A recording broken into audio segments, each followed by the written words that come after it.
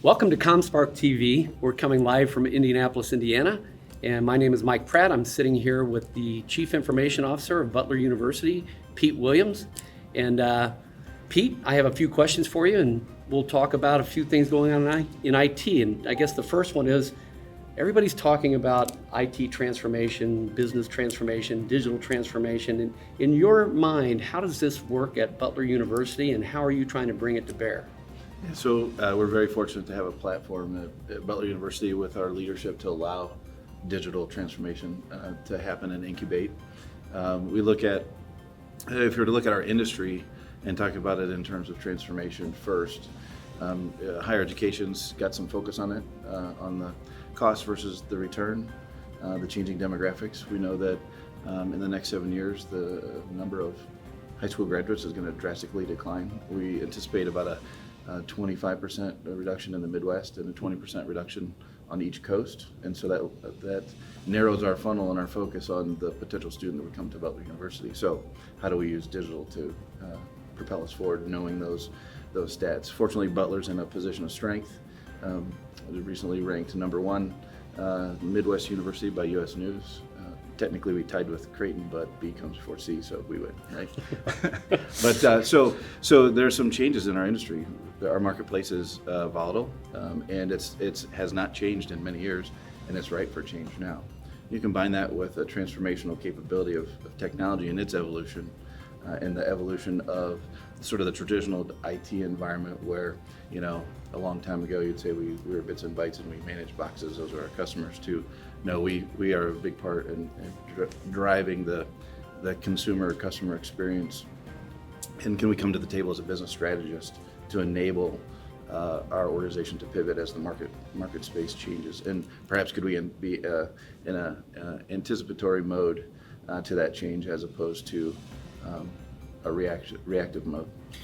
So many businesses, IT brings some good, fresh ideas for this digital transformation and business transformation, but it's all up to the receptivity of the administration and the people that are running the business, and in this case, the university. Some universities are wide open for it. How do you find Butler University's their receptivity to what you're trying to do? Very fortunate to be at Butler University again. Higher ed's known for not changing, right? How many hundreds of years have gone by where we still deliver a textbook and sit in a class and do the stand and deliver type lecture that happens on at some flavor on every single college campus across the world, really. And so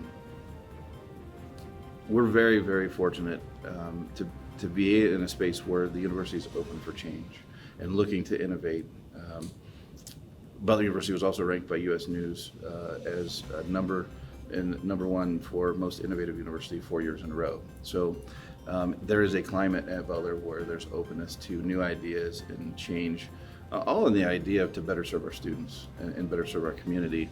But we have a very entrepreneurial president that's given a lot of support to those initiatives, a phenomenal board of trustees group who also has that same mindset, and a really creative and open Chief Financial Officer, Bruce Eric, who's just awesome in helping us find a way to handle these creative initiatives, and then a provost who is, from an academic perspective, just as creative and open. So the combination of the board and the leadership and other cabinet members as well, open to change when they come and say, hey, we have an idea, or we realize you have a strategy over here, this group has one as well.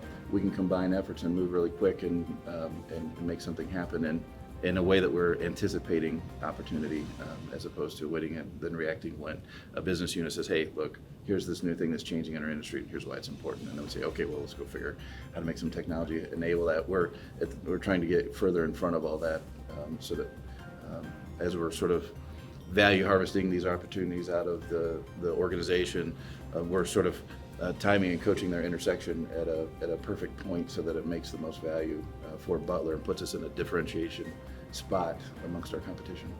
So Butler has had a good deal of success on the basketball court, which has, I know, led to a lot of a boost in applications. How are you using data and the information about the students and about the university to try to maximize the match between the right student for Butler University for quick graduation rates in the whole environment. Yeah, so that's a data-intensive conversation, and certainly in a market that's going through much turmoil. There are a lot of changes in the market space in recruiting students. A number of institutions buy lists, look at test scores. There's a number of different data points, but there's so much of a changing environment. It's not as predictable as it was, right? So we're looking at new ways to apply artificial intelligence, to look at these vast sets of data and then hone our approach going forward. But we've been very fortunate. Butler has had some great success on the basketball court. We're now having some great collaborative efforts with our peers in the Big East, and they've been very gracious in connecting and collaborating. And then, the basketball has set the stage, particularly the Butler way, and the history behind that, and the great people who adapted that and built that at Butler. We focus a lot on our culture in the tech shop and with other departments on campus, and really our core values represent the core of the Butler way, and how do we talk about that? How do we work together? But those ideals and those statements are important to us, and I think as a benefit that happen in athletics, taking that into to the other side of the academics and sort of from a staff side in the tech shop. How do we engage with folks with the principle of the Butler way? Well, thank you for joining us today from Indianapolis. And Pete, anything else you'd like to say? Oh, I'd just like to say that I feel blessed to be a part of the Butler community, and really the tech community in Indianapolis, with the number of groups and the time people spend with each other. Folks will answer the phone call. I've had some tremendous mentors who have invested time in me from the tech community, and it's only because I asked and they thought it was the right thing to do, and they continue to invest in me, and I'm here because of that. So Awesome, thank you. Awesome. That's a great message. Well, thanks again. If you want any more information on this, please visit comspark.tech. And we appreciate your time again, Pete. Thanks so much. Thank you. Thanks, man.